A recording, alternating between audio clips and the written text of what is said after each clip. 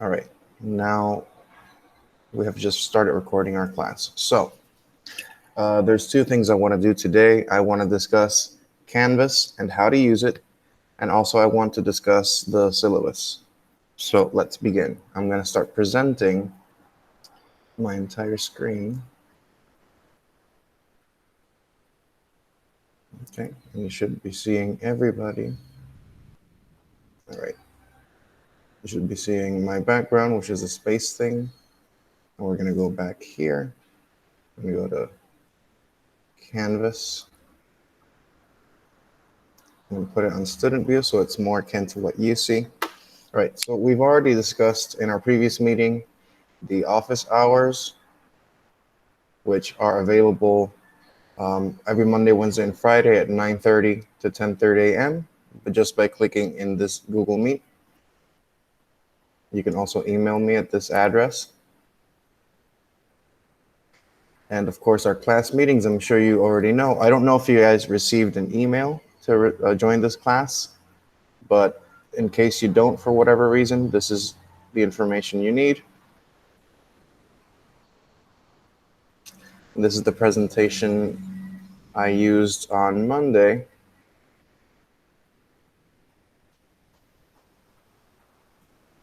And come back to the syllabus, give it a second.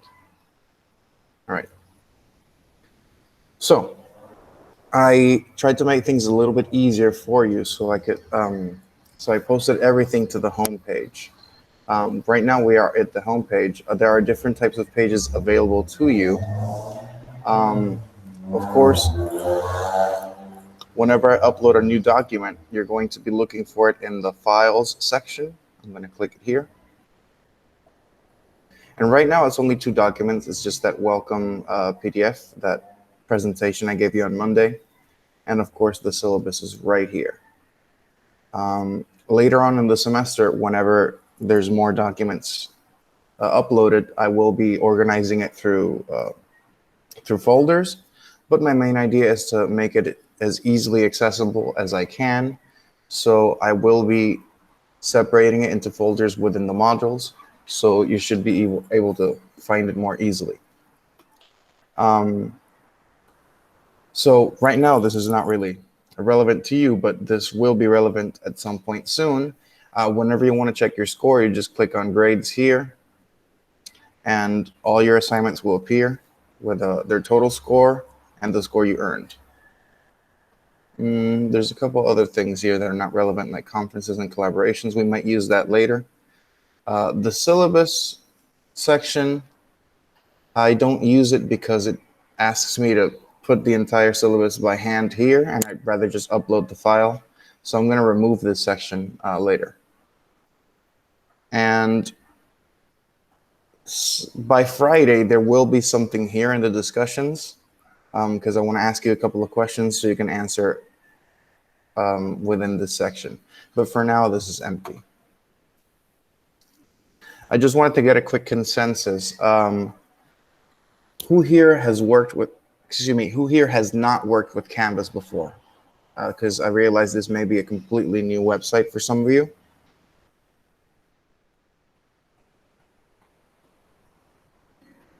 Okay, so Alondra and Josian.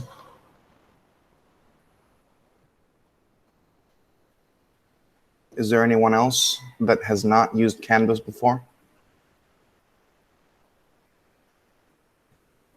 And Evangelia, Alondra, Josian. Okay, so just Evangelia, Alondra, and Josian, since you've not used Canvas before, what questions do you have about using Canvas specifically?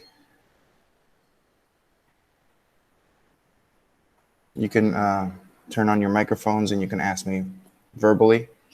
You can write in the chat if you wish. I don't have questions right now. Okay, thank you, Anjali. Thank you. All right, Josian, he also doesn't have questions. Alondra, what about you? Is there anything about how to use Canvas?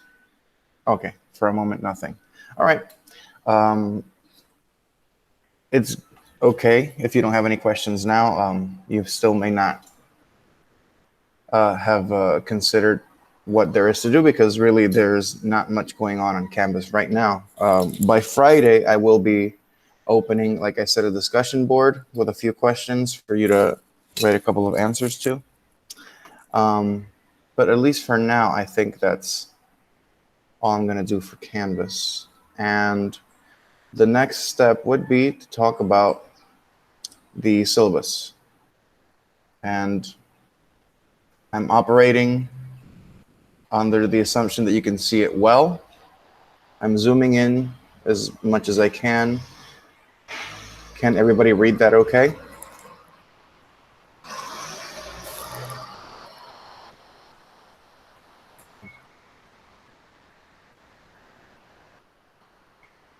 Okay, so Armando, Jose, and Alondra. Okay, everybody can read it well. Okay, fantastic. So of course, this is a general syllabus for both of my sections. I'm teaching both sections of 3102. You guys are section 10. There's another section, L20, which takes place right after yours ends. And of course, this is my name, Cristian Hernandez Cruz. This is my office. You may not need this information. We may not use it again this semester, who knows, but it's there. This is my office hours and my email. All right. So this is just a description of what we need for this course. And of course, for 3102, this class is designed to improve students' speaking, listening, reading, and writing abilities in English. If for some reason you think that you already can speak, listen, read, or write in English pretty well, we're here to learn, we're here to improve, we're here to do the best we can. So this is the entire purpose of this course, which is for students to practice what they know and to learn more English so that they can successfully use English in their academic career.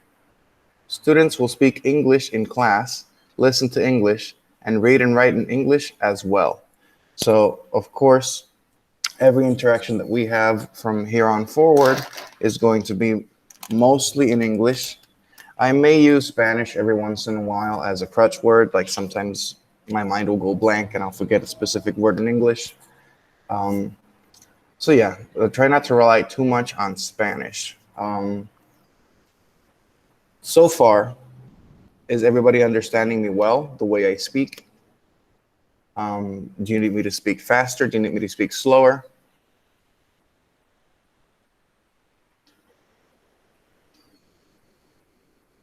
Okay, I'm going to come back to the chat in a moment. Okay.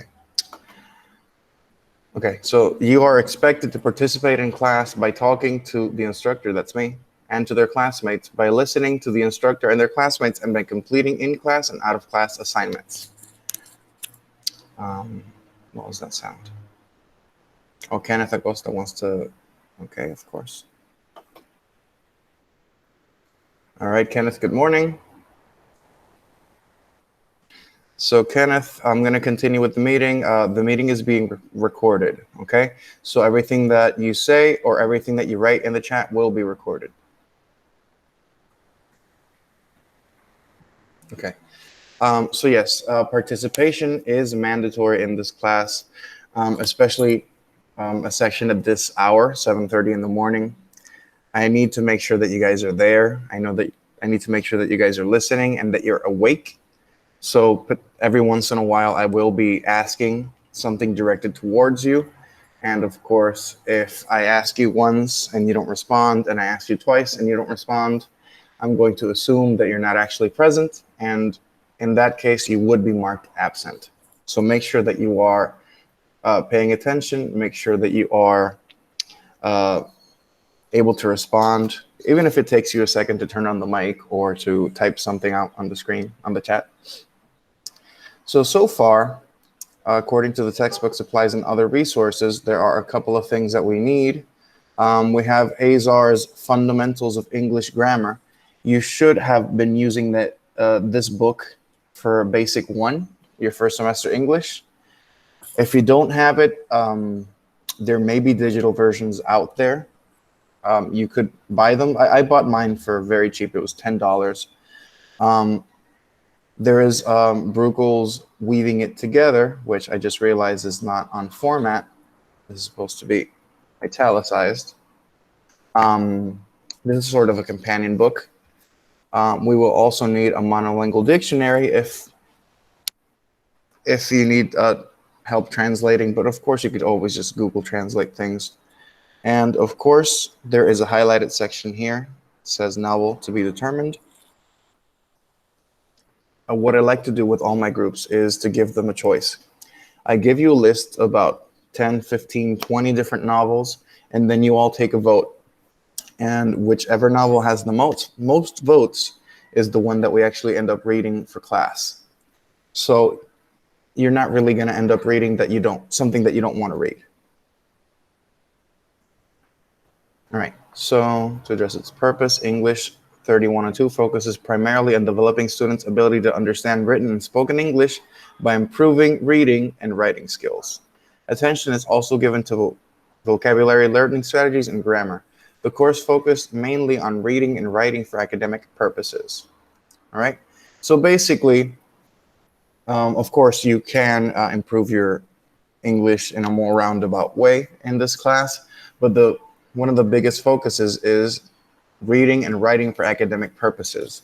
Right now, you may be just starting your university career, so you might not see the benefit of this, but for those who are maybe in their third or fourth year, if you have to read papers in English for your research, this would help you quite a bit in just basically focusing on honing your English skills. There's a couple of course objectives. Of course, there's reading and vocabulary and writing and grammar. And for reading, I just want to help you improve on identifying main ideas of a reading, identifying supporting details, infer meaning of a passage, identify different types of reading,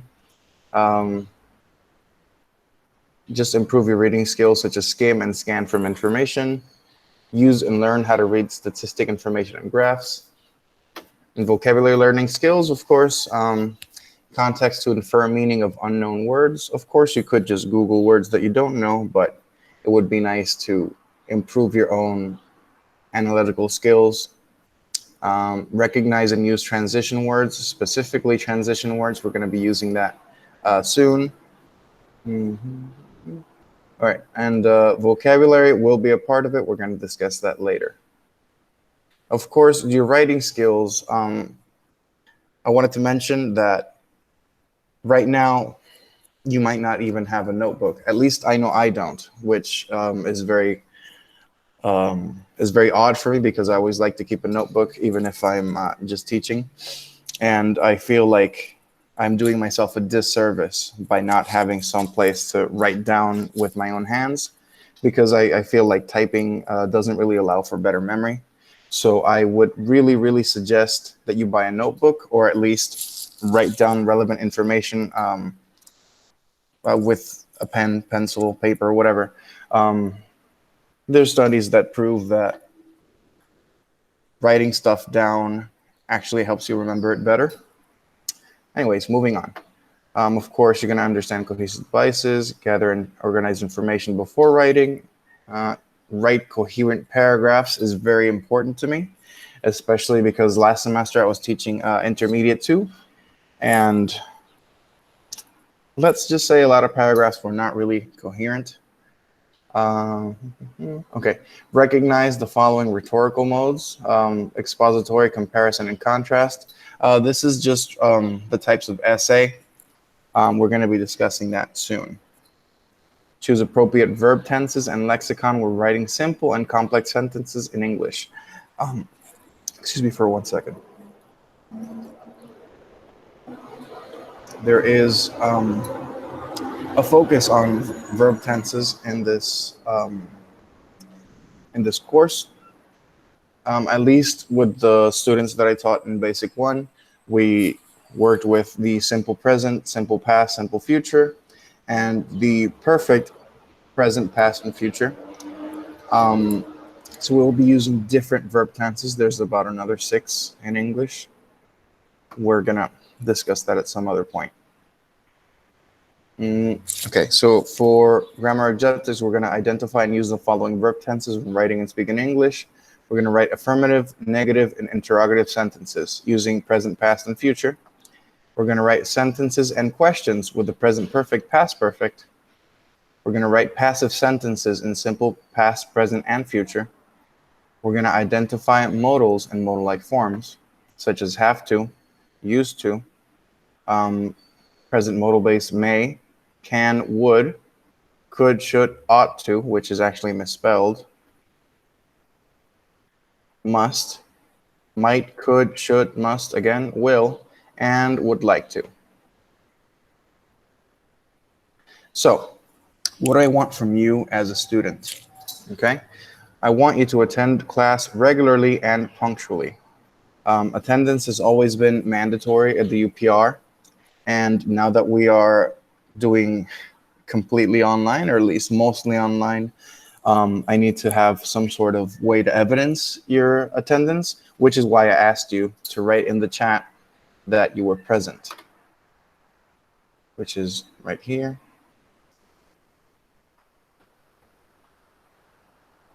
And of course, the people on this chat here. Going back to the Word document, we have to participate, you have to participate in class, group, and pair tasks in class in English. What was that sound? I'm sorry. Oh, yes, Kenneth. Thank you. All right, so you're going to participate, in all tasks in class, group, and pair, and all of this has to be in English. You must complete on time all assignments in class and as homework. I realize now that this sentence is a little weird, but basically complete all homework and assignments on time. Of course, I expect you to take the final exam and all class tests and quizzes. I expect you to keep a record of your graded assignments, though it is on Canvas, but who knows what might happen.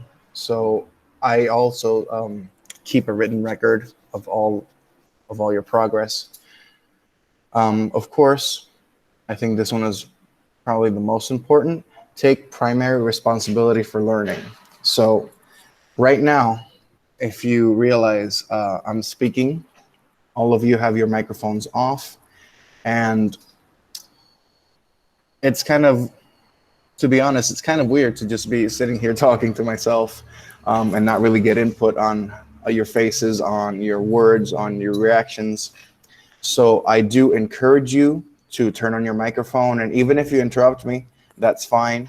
You can just ask questions so I can help you. Of course, you can also write in the chat. I know now that even if I'm not looking at the screen, I will get a notification sound, so that's good. And of course, I want you to demonstrate your knowledge of the topics covered in class, which is, of course, what assignments are for. Now, how do we deal with our absences? So regular attendance is expected. Students who miss a class and have an appropriate excuse, like let's say a doctor's note, you may be excused.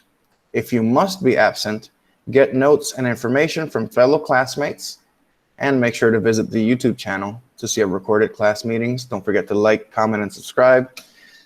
That was a joke. Okay. During the semester, you will have 2 free absences, which will require no excuses, but this does not count for tests, quizzes, or assignment due dates. This parenthesis actually is a remnant of when we were doing personal presencial meetings. So most quizzes and assignments will be available for an extended period of time. So there should be no problem with you handing in these things, because usually I'll give you about a week to complete these. Now for tests, I'm still looking into that, so I will let you know what I decide what to do for tests. Students who miss a test and have an appropriate medical excuse may be given a makeup but there are no makeups or quizzes. Remember that these are available on Canvas for an extended period of time. If you do not complete it and then the quiz is no longer accessible, then you would have earned a 0. But of course, if you are supposed to take a test and you have an appropriate medical excuse for why you couldn't be at the test, then of course, send me that and I can give you a makeup of a different test. Students who do not participate or bring required materials to class may be marked absent. This is also a remnant of los días presenciales, because really the main idea here is students who do not participate may be marked absent, which I mentioned earlier. So yeah, make sure that you're pendiente del chat, que tienen sus preguntas, que me escriban. You can talk to me. And of course, you can respond when I call you by name. Of course, assignments should be handed in on time. Late submissions will be penalized with a 10% deduction for every calendar day. This is more for bigger projects, for essays, stuff like that. Let's say you have an essay that's worth 100 points and you hand it in 3 days late, then you would have 30% less. That would be a maximum of 70. And of course, you don't get a perfect score just for submitting the essay. So you would probably not be getting a 70. We'll cross that bridge when we get to it, but just so you know, essays, what I look for is mostly grammar and syntax and how well you can express your ideas.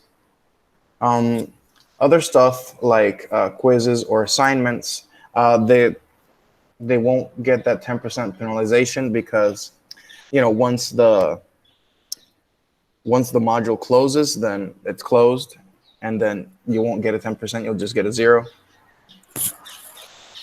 All right, so this is also a remnant back of the Los Días Presenciales. Of course, if you're using your microphone to speak, I would expect that your cell phone would be silent. You know, it's okay if you get a text or a call, but, you know, I'd rather have that than have your radio on. In case you're expecting a call, please notify me beforehand. Right now, if you just found out that you are expecting an emergency call, you could just send me an email, like right now during class, that's fine. Yeah, this is something I forgot to erase. Okay. So this is more for exams. Smartwatches, headphones, and other electronic devices are not accepted during exams, quizzes. Of course, this is not does not include iPads or, of course, the computer, which you may be using to take that test. So, you know, this is just to keep you guys honest, to make sure you don't copy, stuff like that.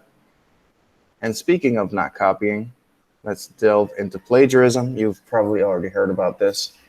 But yeah, just a little reminder of what it is. There are many forms of academic dishonesty, including plagiarism or the representation of another person's words, ideas, or information as if they were your own. Proper recognition must be given to sources. Failing to do so will result in termination of the course and a failing grade. This applies to essays, journals, presentations, or other works requiring citation. So what this means is that whatever you're writing, if you do not cite it correctly, then that would constitute plagiarism. And of course, depending on the severity of the plagiarization, there would be some actions taken. So any attitude representing plagiarism during tests, quizzes, classwork, or assignments will result in a 0 for all the students involved. So let's say que fulano and fulana basically did a work together that was supposed to be individual, and then they just changed the names, like pongo el nombre tuyo, yo pongo el nombre mío, and then of course both those people would be involved. Both those people involved would get a 0. If, for example, no, let's continue with the next one. Sorry. So why is this such a serious offense? Well, because you're using somebody else's work as your own, and for your own benefit, which is actually can be considered illegal in some instances. So this is a serious offense. It may cost you more than just a 0 in an assignment with no chance of repeating that assignment. So if you send me an essay that is plagiarized, and then you'll get an automatic 0, and then you can't make up that essay anymore. It may also cost you the privilege of studying in this and many other universities. If I were to report plagiarism to the appropriate authorities in the university, they may decide to either suspend you for a semester or two, or they might decide to just kick you out of the university. So make sure that whatever you write is your own, and make sure that whatever you cite is correctly cited. All instances of plagiarism must be notified to the university's administration, which may cause you to be dropped from this course or even expelled from the university, which I just mentioned.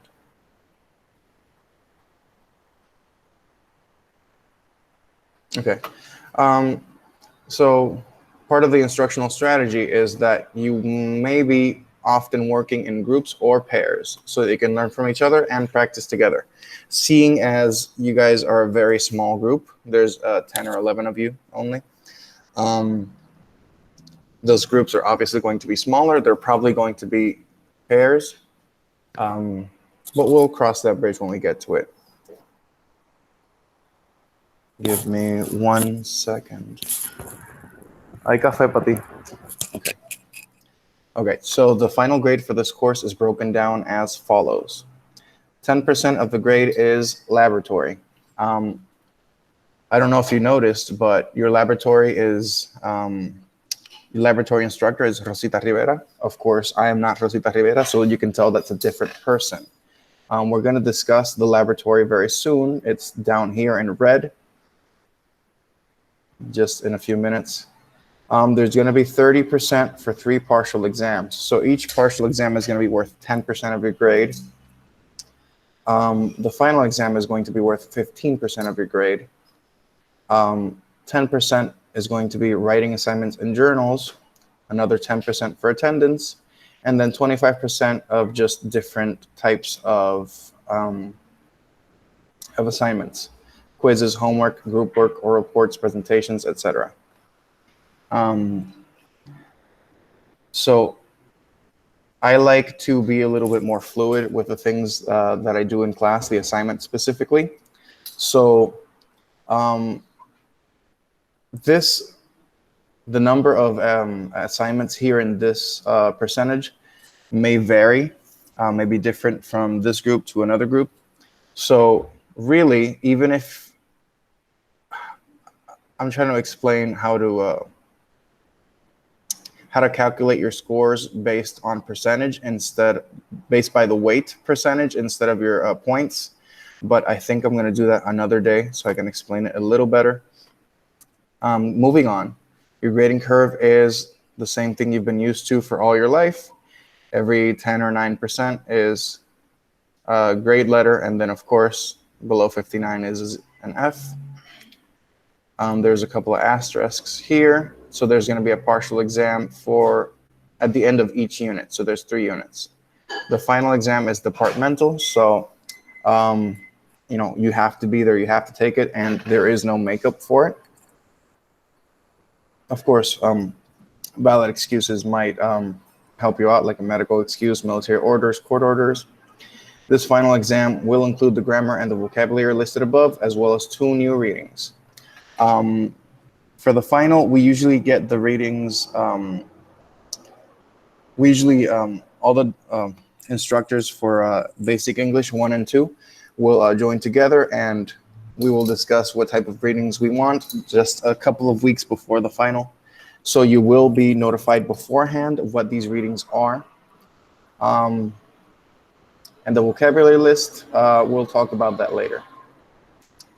But most importantly, there's 3 asterisks here. Evaluation methods are subject to change in accordance to any changes made in the academic calendar or any unusual situation during the semester. Any changes made to evaluations will be announced beforehand, and any modification to the syllabus will be made available to the students via Portal UPR or through Canvas. I added this because, of course, last semester we started we started with earthquakes, and then just a couple of weeks later, we had to leave because of the pandemic. So who knows what else 2020 is going to bring us. So yeah, some things may be subject to change. Whenever I do change, you will be notified. And of course, the new syllabus will be made available to you. So you're not going to be lost. Now, we talked about your responsibilities. What are mine? For my responsibilities, I will prepare for and teach assigned sections in such a way that students cover the material of the course and have an opportunity to meet its stated objectives if they work as instructed. So basically, I'm going to teach you in a way that you're going to do well if you do what I say. Hold required number of office hours and make special arrangements where necessary and possible to meet with students who cannot meet during official office hours. This is very important. Whenever you do need to meet with me, and if for some reason it can't be during office hours, we can make an arrangement to meet at a different time, but I need to be notified with at least 48 hours, just so I can move some things around in my schedule if necessary. Of course, I am going to keep attendance records for every class and report these records to the registrar's office when requested. Sometime within the next week or 2 weeks, I have to submit your attendance to the registrar's office. So yes, that is my responsibility. And of course, during the end of the semester, I also have to submit that same attendance. Another moment. And of course, and I think this one is just equally important, I'm going to treat students respectfully and ensure that students do the same to each other and to the instructor. So, of course, I'm always going to treat you with respect and with humanity. I'm going to listen to your thoughts and your questions and cualquier preocupación que usted tenga, of course, everything with respect. Moving on. Vocabulary list. A list of vocabulary words will be discussed and used during the semester. These vocabulary words will be a part of each partial exam and will also be tested on the final exam. So let's watch out for those when we have readings, which will start next week. Let's move on. Writing assignments and journal entries. Writing is an integral part of this course. You will have to write journal entries on specific issues or topics. You also have to hand in other types of writing assignments, such as pre-writing activities and graphic organizers. More pre-writing activities. I don't really care much for this. Some of these you will do in class, excuse me, and some of these you will do as homework. The professor will explain the instructions for each one of the written assignments and will also provide topics for the journal entries with their due dates. So, pendiente for the writing assignments and journal entries, because they will be coming soon for this Friday. Now, on to the English laboratory. Now, why is this in red? I'm going to be very honest, because at the time that I was working on the syllabus, I wasn't sure what the criteria for the lab was going to be. I'm not even sure if Tell Me More is actually the platform that you're using. I just copied this from an older syllabus that I had. So this entire thing may be wrong, but what I do know is that you will have to complete a maximum of 15 hours. I think this semester is going to be 13, but of course you need to get in contact with your a lab professor, which is Rosita Rivera, so she can clarify those doubts. So take everything here in red with a grain of salt. And this is what I have to say about that. The English lab is supervised by a different instructor. I'm marking that and underlining that because last time I taught basic English, I used to get a lot of emails and a lot of questions about how to complete certain modules for the lab. And I had to basically repeat many times during the semester that I had no idea, because that has nothing to do with me. The previous information regarding the English lab may be incorrect or outdated, which is why it's in red.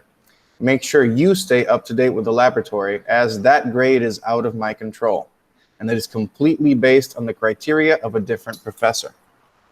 So how do I calculate your lab grade, your 10% lab grade into into my class.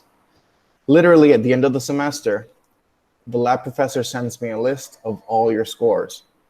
And I just calculate that score to equal 10% for my class, and that's it. So literally, I am trusting that what the other professor is sending me is correct and accurate, and I am putting that directly into the 10% of this grade. So make sure you complete your lab. Academic dishonesty includes plagiarizing sources, copying other students' work or exams, using translator to translate full written pieces, and handing in work that has been done by someone else. Our campus takes academic dishonesty very seriously. In this class, any of the actions mentioned above will result in an automatic 0 in the assignment or exam. If the student repeats the behavior, then the professor will refer the student to the disciplinary committee under the Dean of Student Affairs office, and they will determine the sanction, which could include a suspension, and if it's a repeated offense, which it might include getting kicked out of the university. So aquí está special accommodations, que acomodo razonable. Si alguno de ustedes tiene algún acomodo y tiene la evidencia, pues I should be getting that information sometime soon. If, for example, by Friday, you haven't gotten any information about your acomodo razonable, and neither have I, then please send me an email. We can talk about it. But of course, I will still be waiting on the official information from the university. This is where you can contact them if you have any doubts. And this one I think is very important. Sexual harassment in the workplace and in the study environment is an illegal and discriminatory act and is against the best interests of the UPR. All persons who understand they have been subject to acts of sexual harassment in the UPR may file a complaint and request that the institution investigate and assume the corresponding action by university authorities. If the complainant is a student, in other words, if you are complaining about a sexual harassment issue, you must refer your complaint to the office of the student ombudsperson or that of the dean of students. I don't know if you guys know exactly what entails sexual harassment, but basically if you make a comment towards a person that is rather sexual in nature, and of course they find it disagreeable or it makes them uncomfortable, then of course that would be sexual harassment.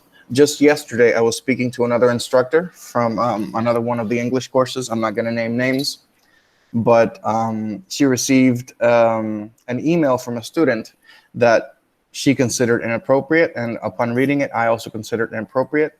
And maybe the student just wrote it with good intentions. All he said was that he loved her hair and that she was beautiful, which of course other people might take it as a compliment, but there is a certain dynamic between student and teacher, which needs to be completely professional.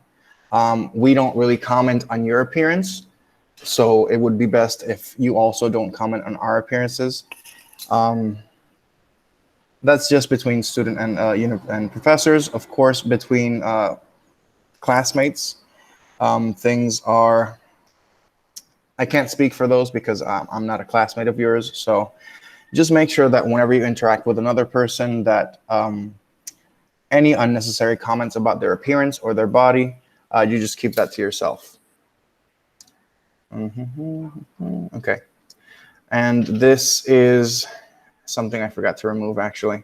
Traditional face-to-face courses are those that have less than 25% of regular contact hours. Yeah, this is no longer relevant.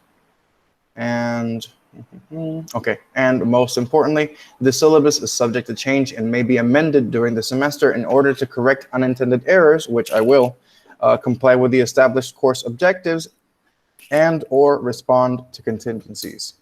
So I just realized earlier that I had a couple of errors. I'm gonna rectify those. So I will be uploading another version of the syllabus later today, but it's just the couple of changes, the typos that I saw, and I'm probably going to remove this because it's no longer relevant. Ley 51, sí, I'm going to leave it. And of course, according to whatever 2020 may bring us, we may need to modify the syllabus a little bit more. So just estén pendiente. Okay, so for now,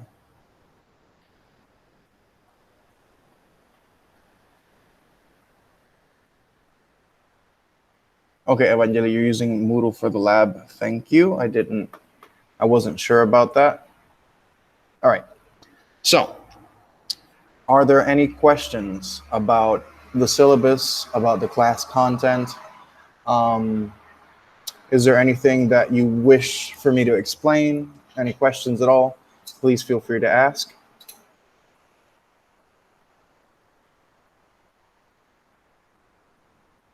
Okay, Armando, thank you. Okay, are there any comments? Do you wish to have an idea of what we're going to be doing on Friday? Because I did mention that we will be opening a discussion board soon. So if you want to know what we're going to be potentially doing on Friday, you can ask me right now. Get an advantage. So Anjali and Mando don't have questions. Okay. So if you guys don't have any more questions or comments, then I guess we could cut today's meeting a little bit short, just by 6 minutes. Remember that if you do have questions that you want to discuss in private, you can meet me at my office hours, which will be from 9:30 to 10:30 at this Google Meet link. Oh, wait, I stopped presenting. Oh, my God. Hold on. My bad. Okay. And there you go. So remember that you can join me at my office hours by clicking this over here every Monday, Wednesday, Friday at this time, and just by clicking this join Google Meet. And you can talk with me directly. You can chat, whatever you want. So if there are no other questions or comments, then I will see you on Friday. Yeah, you guys have a wonderful morning. Take care.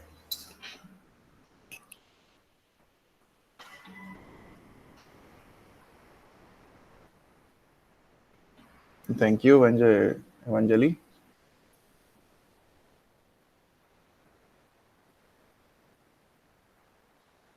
Thank you, Alondra.